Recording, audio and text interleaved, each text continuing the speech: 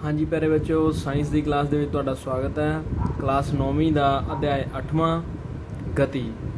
बेटा आपां गल करन जा रहे हैं गति की। इस पाठ दे विच असीं की सीखांगे भी कोई वस्तु है ना, वो गति कदों करती है, कदों आपां मानते हैं कोई वस्तु गति कर रही है, कदों आपां मानते हैं भी किवें दी गति करूगी, कदों आपां मानते हैं कि वस्तु गति नहीं कर रही, आराम की अवस्था 'च है। तो आओ आपां गल करते हैं। सब तो पहला गति अते आराम की अवस्था की हैं। हाँ जी बच्चों, जिवें कि तुसीं तस्वीर में देख ही रहे हो अपनी किताब से, ये की है कि जो गेंदबाज है वो गेंद पा रहा, तो जिहड़ा अपने कोले बल्लेबाज है वो गेंद नूं अग्गों मारन की कोशिश कर रहा है। तो इस विच तुसीं आसानी नाल देख सकते हो कि जिन्ने भी साडे कोल खिडारी हैं वो आपो अपनी जो जगह है उसनूं बदलण की कोशिश कर रहे हैं तो बदल भी रहे हैं। तो उस समय ते आपां कह सकते हैं कि जो भी चीज़ है कोई भी अपने आले दुआले की हिसाब नाल अवस्था चेंज कर रही है, जो भी कोई वस्तु अपने आले दुआले नालों आपदी अवस्था नूं बदल रही है वो गतिमान है। ठीक है, तो जदों कोई वस्तु गति च हुंदी है तो इसदा मतलब ये है भी वो अपने आले दुआले नालों कुछ ना कुछ अपनी अवस्था दे विच बदलाव लैके आ रही है। जिवें मान लो पंछी उड़ते हैं, मछलियां तैरदियां हैं, नाड़ियां ते धमनियां विच लहू का बहना, ये सब एक तरह की गति है। जो पंछी उड़ते वो भी अपने नाल दा जिहड़ा दरख्त है उन्होंने छड्ड के उड़ते हैं। ठीक है, मूल बिंदु की है जिहदे तो शुरू किया, मूल बिंदु नूं छड्ड दिंदे आ, उड़ जाते हैं। फिर उस तो अगे आपां जदों गल करते हैं मच्छियां पानी में तैरदियां हैं, वो भी अपनी अवस्था बदलती है। जो आप बस च बैठते हैं तो आपां नूं ये लगता भी जिहड़े पेड़ पौधे वो सड़क तो पिछे नूं जाई जाते हैं, असीं बैठे आराम नाल, क्योंकि सानूं सारे जिहड़े साडे सारे आले दुआले दे लोग है सीटां ते बैठे वो एक दूसरे दे कोल बैठे उवें ही लगते हैं। जो असीं बाहर देखते हैं सानूं ये लगता पेड़ पौधे पिछे वाल नूं भज रहे हैं। ठीक है, तो ये सब गति दीयां उदाहरणां हैं। हाँ जी, तो हुण आपां गल करन जा रहे हैं गति बारे। गति जदों कोई वस्तु किसी निश्चित बिंदु की तुलना विच अपनी अवस्था बदलती है तो उसनूं गति कहा जाता है। गति की परिभाषा की है, जदों कोई वस्तु किसी निर्धारित बिंदु की तुलना विच अपनी अवस्था नूं बदलती है तो उदों उसनूं गति कहा जाता है। गति बराबर है दूरी बटे समा। कितनी दूरी तय की है तो कितने समय विच तय की है, इस तो आपां नूं पता लगती है गति। लो गति तो अगे अपने कोल की है, एक होर बड़ा नवा जो है टॉपिक है वो साडे सामने आया। हुण तक आपां गल करते आए सीगे दूरी की।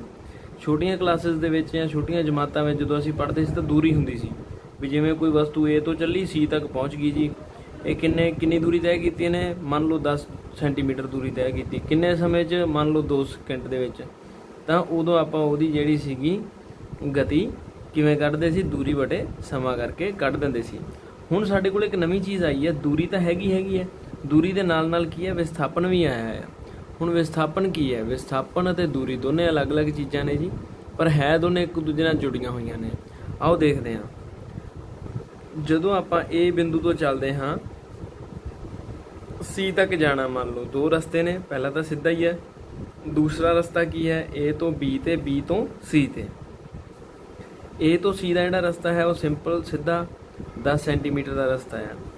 ए तो बी तो सी ते जाने का जो रस्ता है वो ए तो बी तक की दूरी कितनी है 6 सेंटीमीटर, बी तो सी तक की दूरी है 5 सेंटीमीटर। तो इस तरह नाल टोटल दूरी साडे कोल कितनी बनती है 11 सेंटीमीटर। जी हाँ, दूरी जो है वो 11 सेंटीमीटर बन रही है दूसरे रस्ते तो, अते पहले रस्ते तो कितनी बन रही है 10 सेंटीमीटर। ठीक है जी, एक होर उदाहरण लैंदे आ, जिवें कि अपने कोले की है, इत्थे तुसीं देख सकते हो एक अलग तरह की उदाहरण है जिहदे विच अलग अलग तरह के 3 बिंदु ने ए बी अते सी। ये भी ये वांगू ही है, थोड़ा जिहा फर्क ये मैं दूरियां थोड़ियां खुलियां लिखतियां। ए तो बी बिंदु ते कोई बंदा आ रहा, ये रोड वाला रस्ता है, कोई रोड है, वो सी ते पहुँचने वास्ते सानू की करना पऊगा, ए तो पहला बी बिंदु ते आउणा पऊगा, बी बिंदु तो पहला बाद विच सी ते आउणा पवेगा, यानी कि पहला ए तो बी तो सी। तो ए तो बी तक की दूरी कितनी है, मान लो 10 सेंटीमीटर, बी तो सी तक की दूरी कितनी है 15 सेंटीमीटर। अते ए तो सी अगर आपां किसी ऐसे साधन राही आ जाइए जिहड़ा सीधा ही आ सकता, जिवें कि हैलीकॉप्टर है, हैलीकॉप्टर ए तो सीधा सी तक जे आपां भेजीए तो 17 सेंटीमीटर दूरी है जो उसनूं कवर करता है। मान लो ਤੇ ਹੁਣ ਇਸ ਵਿੱਚ ਆਪਣੇ ਕੋਲੇ ਦੂਰੀ ਕਿੰਨੀ ਆ ਰਹੀ ਹੈ, A ਤੋਂ B, B ਤੋਂ C ਦੀ ਦੂਰੀ ਕਿੰਨੀ ਬਣ ਗਈ 25, A ਤੋਂ C ਦੀ ਜੋ ਸਿੱਧੀ ਦੂਰੀ ਹੈ ਉਹ ਹੈਗੀ ਹੈ 17। ਤਾਂ ਹੁਣ ਇੱਥੇ ਸਾਡੇ ਕੋਲ ਕੀ ਹੈ ਕਿ ਜਦੋਂ ਸਾਨੂੰ ਕੋਈ ਬੰਦਾ ਪੁੱਛੂਗਾ ਵੀ ਤੁਸੀਂ ਦੂਰੀ ਕਿੰਨੀ ਤੈਅ ਕੀਤੀ, ਤਾਂ ਦੂਰੀ ਅਸੀਂ ਜੇ ਮੰਨ ਲਓ ਰੋਡ ਵਾਲੇ ਰਸਤੇ ਰਾਹੀਂ ਗਏ ਆ ਤਾਂ ਅਸੀਂ ਕਹਾਂਗੇ ਦੂਰੀ ਤੈਅ ਕੀਤੀ ਜੀ 25 ਸੈਂਟੀਮੀਟਰ। ਪਰ ਜੇ ਉਹ ਪੁੱਛੇਗਾ ਵਿਸਥਾਪਨ ਕਿੰਨਾ ਹੈ ਤਾਂ ਉਦੋਂ ਆਪਾਂ ਨੂੰ ਇਹੀ ਕਹਿਣਾ ਪਵੇਗਾ ਵਿਸਥਾਪਨ 17 ਸੈਂਟੀਮੀਟਰ ਹੋਇਆ ਹੈ। ਵਿਸਥਾਪਨ ਹੁਣ 17 ਸੈਂਟੀਮੀਟਰ ਹੋਣ ਦਾ ਮਤਲਬ ਕੀ ਹੈ? ਵਿਸਥਾਪਨ ਦਾ ਮਤਲਬ ਇਹ ਹੈ ਕਿ ਕੋਈ ਵੀ ਦੋ ਬਿੰਦੂ ਹੈ ਉਹਨਾਂ ਵਿਚਕਾਰਲੀ ਸਭ ਤੋਂ ਛੋਟੀ ਦੂਰੀ ਕਿੰਨੀ ਹੈ। ਜਿਵੇਂ ਮੰਨ ਲਓ ਆਪਾਂ ਪਹਿਲਾਂ A ਤੋਂ B ਤੇ ਗਏ, B ਤੋਂ C ਤੇ ਗਏ ਸੀ, ਠੀਕ ਹੈ। ਹੁਣ ਜੇ ਕੋਈ ਬੰਦਾ ਪੁੱਛੇ A ਤੋਂ ਲੈ ਕੇ C ਤੱਕ ਦੀ ਜੋ ਦੂਰੀ ਵਿਸਥਾਪਨ ਹੈ ਉਹ ਕਿੰਨਾ ਹੈ, ਦੂਰੀ ਤਾਂ ਆਪਾਂ ਦੱਸਤਾ 25 ਸੈਂਟੀਮੀਟਰ ਕਵਰ ਕਰ ਲਈ। ਪਰ ਜਦੋਂ ਕੋਈ ਬੰਦਾ ਵਿਸਥਾਪਨ ਪੁੱਛੇਗਾ ਤਾਂ ਆਪਾਂ ਨੂੰ ਸਭ ਤੋਂ ਸ਼ਾਰਟ ਰਸਤਾ ਯਾਨੀ ਕਿ ਸਭ ਤੋਂ ਛੋਟਾ ਰਸਤਾ ਹੀ ਦੱਸਣਾ ਪਵੇਗਾ, ਯਾਨੀ ਕਿ ਆਹ ਵਾਲਾ ਰਸਤਾ ਦੱਸਣਾ ਪਵੇਗਾ ਤੇ ਇਹਦੀ ਹੀ ਦੂਰੀ ਦੱਸਣੀ ਪਏਗੀ। ਇਹਦਾ ਮਤਲਬ ਇਹ ਹੈ ਵਿਸਥਾਪਨ ਸਭ ਤੋਂ ਛੋਟੀ ਦੂਰੀ ਹੁੰਦੀ ਹੈ ਦੋ ਬਿੰਦੂਆਂ ਦੇ ਵਿਚਕਾਰਲੀ। ਕੋਈ ਵੀ ਦੋ ਬਿੰਦੂ ਚੱਕੋ, ਉਹਨਾਂ ਦੇ ਵਿਚਕਾਰ ਜੋ ਸਭ ਤੋਂ ਛੋਟੀ ਦੂਰੀ ਹੋਏਗੀ ਉਸ ਨੂੰ ਕੀ ਕਹਾਂਗੇ? ਵਿਸਥਾਪਨ। ਤਾਂ ਇੱਥੇ ਆਪਣੇ ਕੋਲੇ ਦੋ ਪਰਿਭਾਸ਼ਾਵਾਂ ਆ ਗਈਆਂ ਨੇ। ਪਹਿਲੀ, ਦੂਰੀ, ਕਿਸੇ ਵੀ ਦੋ ਬਿੰਦੂਆਂ ਵਿਚਲੀ ਲੰਬਾਈ ਉਸ ਨੂੰ ਦੂਰੀ ਕਹਿ ਸਕਦੇ ਹਾਂ। ਕੋਈ ਵੀ ਲੰਬਾਈ ਹੋ ਸਕਦੀ ਹੈ, ਇਸ ਵਿੱਚ ਕੋਈ ਜ਼ਰੂਰੀ ਨਹੀਂ ਹੈਗਾ ਕਿਹੜੀ ਮਰਜ਼ੀ ਹੋਵੇ। ਵਿਸਥਾਪਨ, ਕਿਸੇ ਦੋ ਬਿੰਦੂਆਂ ਵਿਚਕਾਰਲਾ ਸਭ ਤੋਂ ਛੋਟਾ ਰਸਤਾ ਜਾਂ ਵਿਚਕਾਰਲੀ ਜਾਂ ਕਿਸੇ ਦੋ ਬਿੰਦੂਆਂ ਵਿਚਲੀ ਸਭ ਤੋਂ ਛੋਟੀ ਦੂਰੀ, ਤਾਂ ਉਹ ਆ ਗਿਆ ਵਿਸਥਾਪਨ। ਠੀਕ ਹੈ ਜੀ। ਇਸ ਤੋਂ ਅੱਗੇ ਤੁਹਾਡਾ ਫਿਰ ਫਾਰਮੂਲਾ ਆ ਗਿਆ ਜੀ, ਗਤੀ ਬਰਾਬਰ ਹੈ ਦੂਰੀ ਬਟੇ ਸਮਾਂ। ਇਸ ਤੋਂ ਅੱਗੇ ਆਪਾਂ ਚੱਲਦੇ ਹਾਂ ਗਤੀ ਦੀਆਂ ਕਿਸਮਾਂ। ਗਤੀ ਦੀਆਂ ਦੋ ਮੇਜਰ ਕਿਸਮਾਂ ਹੁੰਦੀਆਂ ਨੇ ਜੀ। ਕਿਹੜੀ ਕਿਸਮ ਹੁੰਦੀ ਹੈ? ਇੱਕ ਸਮਾਨ ਗਤੀ ਅਤੇ ਅਸਮਾਨ ਗਤੀ। ਇੱਕ ਸਮਾਨ ਮੀਨਸ ਆਓ ਦੇਖਦੇ ਹਾਂ, ਜਦੋਂ ਕੋਈ ਵਸਤੂ ਬਰਾਬਰ ਸਮੇਂ ਅੰਤਰਾਲ ਵਿੱਚ ਬਰਾਬਰ ਦੂਰੀ ਤੈਅ ਕਰਦੀ ਹੈ ਤਾਂ ਉਸ ਦੀ ਗਤੀ ਨੂੰ ਇੱਕ ਸਮਾਨ ਕਿਹਾ ਜਾਂਦਾ ਹੈ। ਭਾਵ ਜਦੋਂ ਕੋਈ ਵਸਤੂ ਬਰਾਬਰ ਸਮੇਂ ਅੰਤਰਾਲ, ਸਮਾਂ ਅੰਤਰਾਲ ਕਿਵੇਂ ਵੀ ਪਹਿਲੇ ਅੱਧੇ ਘੰਟੇ 'ਚ ਕਿੰਨੀ ਗਤੀ ਸੀ ਜਾਂ ਪਹਿਲੇ ਅੱਧੇ ਘੰਟੇ 'ਚ ਕਿੰਨੀ ਦੂਰੀ ਤੈਅ ਕੀਤੀ, ਅਗਲੇ ਅੱਧੇ ਘੰਟੇ 'ਚ ਕਿੰਨੀ ਦੂਰੀ ਤੈਅ ਕੀਤੀ। ਮੰਨ ਲਓ ਕੋਈ ਗੱਡੀ ਹੈ, ਇੱਥੋਂ ਜਾ ਰਹੀ ਹੈ, ਪਹਿਲੇ ਅੱਧੇ ਘੰਟੇ 'ਚ ਉਹਨੇ ਦੂਰੀ ਕਵਰ ਕੀਤੀ ਹੈ 30 ਕਿਲੋਮੀਟਰ, ਉਸ ਤੋਂ ਅਗਲੇ ਅੱਧੇ ਘੰਟੇ ਵਿੱਚ ਦੂਰੀ ਕਵਰ ਕੀਤੀ ਉਹਨੇ ਫਿਰ 30 ਕਿਲੋਮੀਟਰ, ਤਾਂ ਉਸ ਦੀ ਜੋ ਗਤੀ ਹੈ, ਜਾਂ ਤੁਸੀਂ ਕਹਿ ਸਕਦੇ ਹੋ ਜੋ ਉਹਨੇ ਦੂਰੀਆਂ ਨੇ ਜੋ ਉਹ ਬਰਾਬਰ ਆ ਗਈਆਂ, ਤਾਂ ਉਸ ਦੀ ਗਤੀ ਕੀ ਹੋ ਰਹੀ ਹੈ ਆਪਣੇ ਕੋਲੇ? ਇੱਕ ਸਮਾਨ। ਪਹਿਲੇ ਅੱਧੇ ਘੰਟੇ 'ਚ ਵੀ 30 ਕਿਲੋਮੀਟਰ ਸੀ ਤੇ ਦੂਸਰੇ ਅੱਧੇ ਘੰਟੇ ਵਿੱਚ ਵੀ 30 ਕਿਲੋਮੀਟਰ ਸੀ। ਇੱਕ ਸਮਾਨ ਗਤੀ ਦੀਆਂ ਸਾਡੇ ਕੋਲ ਬਹੁਤ ਸਾਰੀਆਂ ਉਦਾਹਰਨਾਂ ਹਨ, ਜਿਵੇਂ ਕਿ ਪਹਿਲੀ, ਘੜੀ ਦੀਆਂ ਸੂਈਆਂ ਦੀ ਗਤੀ।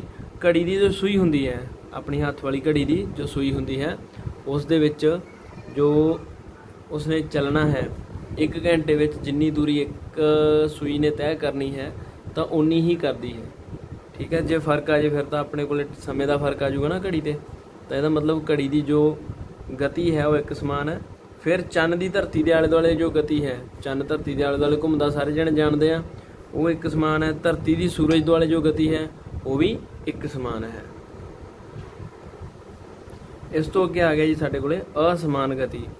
ਜਦੋਂ ਵਸਤੂ ਬਰਾਬਰ ਸਮੇਂ ਅੰਤਰਾਲਾਂ ਵਿੱਚ ਅਸਮਾਨ ਦੂਰੀ ਤੈਅ ਕਰਦੀ ਹੈ ਤਾਂ ਉਸ ਦੀ ਗਤੀ ਨੂੰ ਅਸਮਾਨ ਗਤੀ ਕਿਹਾ ਜਾਂਦਾ ਹੈ। ਭਾਵ ਸਮਾਂ ਬਰਾਬਰ ਚੱਲੀ ਜਾਂਦਾ। ਜਿਵੇਂ ਅੱਧਾ ਘੰਟਾ, ਪਹਿਲੇ ਅੱਧੇ ਘੰਟੇ 'ਚ ਕਿੰਨੀ ਦੂਰੀ ਤੈਅ ਕੀਤੀ, ਮੰਨ ਲਓ 20 ਕਿਲੋਮੀਟਰ ਹੈ, ਅਗਲੇ ਅੱਧੇ ਘੰਟੇ 'ਚ ਕਿੰਨੀ ਦੂਰੀ ਤੈਅ ਕੀਤੀ, ਉਹ ਮੰਨ ਲਓ 25 ਕਿਲੋਮੀਟਰ ਹੈ, ਤਾਂ ਉਸ ਸਮੇਂ 'ਤੇ ਉਸ ਦੀ ਜੋ ਗਤੀ ਹੈ ਉਸ ਵਿੱਚ ਫਰਕ ਆਵੇਗਾ, ਇੱਕ ਸਮਾਨ ਨਹੀਂ ਰਹੇਗੀ। ਤਾਂ ਉਦੋਂ ਅਸਮਾਨ ਮੀਨਸ ਬਰਾਬਰ ਨਹੀਂ ਹੈ, ਸਮਾਨ ਨਹੀਂ ਹੈ, ਤਾਂ ਉਹਦਾ ਅਸਮਾਨ ਗਤੀ ਉਸ ਨੂੰ ਕਿਹਾ ਜਾਵੇਗਾ। ਜਿਵੇਂ ਕਿ ਬੱਸ ਦੀ ਗਤੀ ਹੈ। ਬੱਸ ਦੇਖੋ, ਬੱਸ ਸਟਾਰਟ ਹੋਈ ਇੱਕ ਅੱਡੇ ਤੋਂ ਚੱਲੀ, ਜਦੋਂ ਉਹਨੇ ਪੂਰੀ ਸਪੀਡ ਆਪਣੀ ਪ੍ਰਾਪਤ ਕੀਤੀ ਉਸ ਤੋਂ ਬਾਅਦ ਅਗਲਾ ਅੱਡਾ ਆ ਗਿਆ, ਫਿਰ ਉਹਨੂੰ ਫਿਰ ਰੁਕਣਾ ਪੈ ਗਿਆ। ਇਟ ਮੀਨਸ ਵੀ ਪਹਿਲੇ ਅੱਧੇ ਘੰਟੇ 'ਚ ਮੰਨ ਲਓ ਉਹਨੇ ਗਤੀ ਕੀਤੀ 30 ਕਿਲੋਮੀਟਰ, ਉਸ ਤੋਂ ਬਾਅਦ ਵਾਲੇ ਅੱਧੇ ਘੰਟੇ 'ਚ ਇਹ ਵੀ ਹੋ ਸਕਦਾ ਕਿ ਬੱਸ ਨੂੰ ਕੋਈ ਸਟਾਪ ਹੀ ਨਾ ਆਵੇ, ਰਾਹ 'ਚ ਕੋਈ ਰੁਕਣਾ ਹੀ ਨਾ ਹੋਵੇ, ਕੋਈ ਅੱਡਾ ਹੀ ਨਾ ਹੋਵੇ, ਤਾਂ ਉਦੋਂ ਬੱਸ ਹੋਰ ਜ਼ਿਆਦਾ ਗਤੀ ਕਰੂਗੀ। ਤਾਂ ਇਸ ਤਰ੍ਹਾਂ ਨਾਲ ਬੱਸ ਦੀ ਜੋ ਗਤੀ ਹੈ ਉਹ ਵੀ ਅਸਮਾਨ ਗਤੀ ਹੈ। ਰੇਲ ਗੱਡੀ ਦੀ ਗਤੀ ਵੀ ਸਮਾਨ ਨਹੀਂ ਹੋ ਸਕਦੀ, ਇਹ ਵੀ ਅਸਮਾਨ ਰਹਿੰਦੀ ਹੈ। ਤਾਂ ਇਸ ਤਰ੍ਹਾਂ ਨਾਲ ਤੁਹਾਨੂੰ ਅੱਜ ਆਪਾਂ ਕਲੀਅਰ ਕੀਤਾ ਗਤੀ ਦੀਆਂ ਕਿਸਮਾਂ ਤੱਕ। ਦੁਬਾਰਾ ਫਿਰ ਤੁਹਾਨੂੰ ਥੋੜ੍ਹਾ ਜਿਹਾ ਰਿਵਾਈਂਡ ਕਰਾ ਦਿੰਦੇ ਹਾਂ। ਪਹਿਲਾਂ ਆਪਾਂ ਗੱਲ ਕੀਤੀ ਸੀ ਗਤੀ ਦੀ, ਫਿਰ ਆਪਾਂ ਗੱਲ ਕੀਤੀ ਦੂਰੀ ਅਤੇ ਵਿਸਥਾਪਨ ਬਾਰੇ। ਠੀਕ ਹੈ। ਸਭ ਤੋਂ ਸ਼ਾਰਟ ਜਿਹੜਾ ਡਿਸਟੈਂਸ ਹੈ ਉਹਨੂੰ ਆਪਾਂ ਵਿਸਥਾਪਨ ਕਿਹਾ, ਜਿਹੜਾ ਉੱਤੋਂ ਦੀ ਹੋ ਕੇ ਦੂਰੀ ਜੋ ਵੀ ਹੈ ਜਿੰਨੀ ਮਰਜ਼ੀ ਲੰਬੀ ਹੋ ਸਕਦੀ ਦੂਰੀ ਇਹ ਜਾ ਸਕਦੀ ਹੈ। ਉਸ ਤੋਂ ਬਾਅਦ ਆਪਾਂ ਗੱਲ ਕੀਤੀ ਇੱਕ ਸਮਾਨ ਗਤੀ ਦੀ, ਫਿਰ ਆਪਾਂ ਇਸ ਤੋਂ ਅੱਗੇ ਗੱਲ ਕੀਤੀ ਅਸਮਾਨ ਗਤੀ ਦੀ। ਠੀਕ ਹੈ, ਹੁਣ ਤੁਹਾਨੂੰ ਇੱਕ ਹੋਰ ਗੱਲ ਦੱਸਣੀ ਹੈ ਵੀ ਜੋ ਵਿਸਥਾਪਨ ਹੈ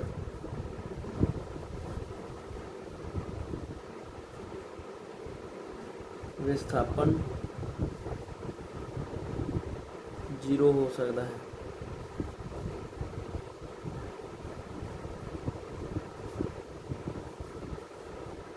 पर दूरी कदे भी 0 नहीं हो सकती। इस तो की भाव है, मान लो तुसी इत्थों अपने घर तो चले किसी होर शहर च पहुँच गए, ਤੁਸੀਂ ਘਰ ਤੋਂ ਲੈ ਕੇ ਸ਼ਹਿਰ ਤੱਕ ਗਏ, ਕਿੰਨੀ ਗਤੀ ਕੀਤੀ, ਕਿੰਨੀ ਦੂਰੀ ਤੈਅ ਕਰ ਲਈ, ਉਹ ਸਾਰੀ ਤੁਹਾਡੀ ਦੂਰੀ ਹੈ। ਮੰਨ ਲਓ 100 ਕਿਲੋਮੀਟਰ ਦੂਰ ਗਏ, ਸ਼ਹਿਰ 'ਚ ਕੰਮ ਕਰਨ ਗਏ ਸੀ, ਕਰਕੇ ਵਾਪਸ ਘਰੇ ਆ ਗਏ। 100 ਕਿਲੋਮੀਟਰ ਜਾਣ ਤੇ 100 ਕਿਲੋਮੀਟਰ ਆਉਣ, 200 ਕਿਲੋਮੀਟਰ ਹੋ ਗਿਆ ਤੁਹਾਡਾ ਟੋਟਲ ਜੋ ਤੁਸੀਂ ਤੈਅ ਕੀਤਾ। ਪਰ ਜੇ ਮੈਂ ਕਹਾਂ ਵਿਸਥਾਪਨ ਜਿੱਥੋਂ ਚੱਲੇ ਸੀ, ਠੀਕ ਹੈ, ਉਹ ਬਿੰਦੂ, ਤੇ ਜਿੱਥੇ ਫਾਈਨਲੀ ਵਾਪਸ ਆਏ ਹੋ ਉਹ ਬਿੰਦੂ, ਜਿੱਥੋਂ ਚੱਲੇ ਸੀ ਉਹ ਵੀ ਘਰ ਹੈ, ਵਾਪਸ ਘੁੰਮ ਕੇ ਕਿੱਥੇ ਆ ਗਏ, ਫਿਰ ਘਰ ਹੀ, ਵਿਸਥਾਪਨ ਕੀ ਹੋ ਗਿਆ 0। ਠੀਕ ਹੈ, ਤਾਂ ਇਸ ਤਰ੍ਹਾਂ ਨਾਲ ਉਹ ਕੇਸ ਜਿਹਦੇ ਵਿੱਚ ਆਪਾਂ ਸ਼ੁਰੂ ਵਾਲੀ ਅਵਸਥਾ ਤੋਂ ਚੱਲ ਕੇ ਵਾਪਸ ਫਿਰ ਸ਼ੁਰੂ ਵਾਲੇ ਬਿੰਦੂ ਤੇ ਹੀ ਆ ਜਾਂਦੇ ਆ, ਉਸ ਦੇ ਵਿੱਚ ਤੁਹਾਡਾ ਵਿਸਥਾਪਨ 0 ਹੋਵੇਗਾ।